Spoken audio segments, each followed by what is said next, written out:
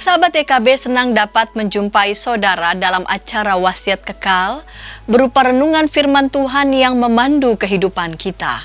Bersama saya Pendeta Rumenta Santiani Manurung dari GKI Gria Merpati Mas.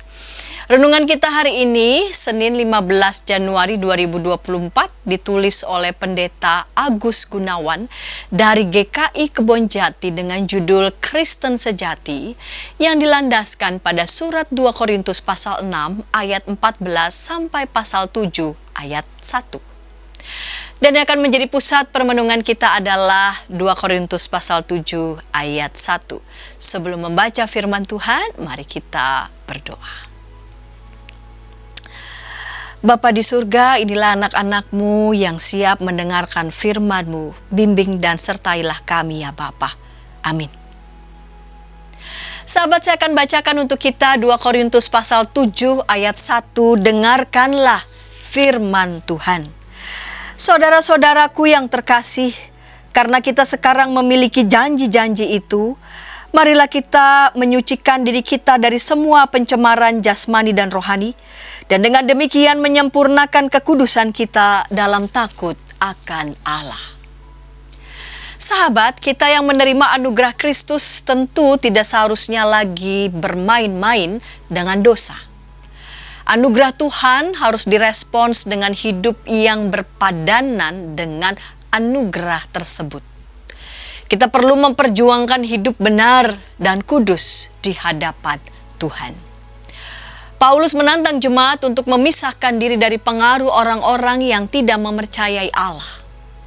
Jemaat Kristen di kota Korintus adalah kelompok minoritas yang seharusnya menjalin relasi dengan masyarakat sekitar agar hidup mereka aman. Namun, Paulus juga mengingatkan bahaya pengaruh dari orang-orang yang tidak percaya. Mereka diminta untuk menjadi Kristen sejati. Fokus Paulus adalah pada relasi orang-orang percaya dengan masyarakat yang membuat mereka menjadi meninggalkan Kristus. Misalnya, yang berkaitan dengan penyembahan berhala. Paulus meminta jemaat menjauhkan diri dari praktik-praktik seperti itu. Sebagaimana terang dan gelap tidak bisa bersatu, demikian juga orang beriman dengan orang yang tidak beriman. Tujuannya adalah agar kita mencapai kekudusan. Sahabat, dalam hidup ada banyak pengaruh dunia ini yang dapat mencemari kekudusan kita. Menyadari pengaruh buruk dari berbagai hal yang ada, kita harus berani memutuskannya.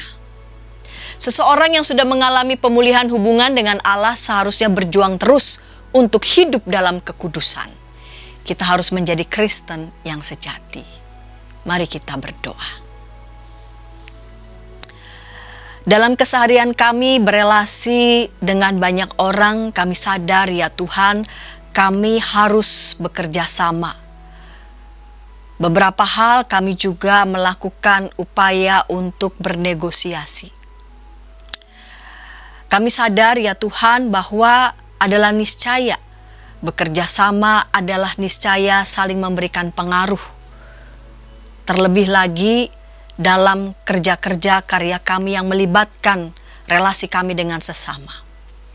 Namun ya Bapa, jangan biarkan kami menjadi anak-anak-Mu lalu menjadi sangat kompromistis, apalagi yang membuat kami terjerumus jauh dari Tuhan karena kami terlampau terpusat pada keinginan-keinginan pribadi yang akan mengumbar nafsu kami yang membuat kami jatuh dalam dosa. Tolong kami ya Tuhan, agar dalam relasi kami, kerja kami, negosiasi kami yang melibatkan relasi kami dengan sesama, tidak membuat kami jatuh dalam dosa, melainkan kami justru boleh memberikan pengaruh-pengaruh yang positif, yang membangun kehidupan bersama, seturut dengan yang Tuhan kehendaki. Dalam Kristus kami berdoa. Amin. Sahabat, demikian renungan kita hari ini. Jangan lupa subscribe, like, dan bagikan kepada sebanyak mungkin orang. Tuhan memberkati.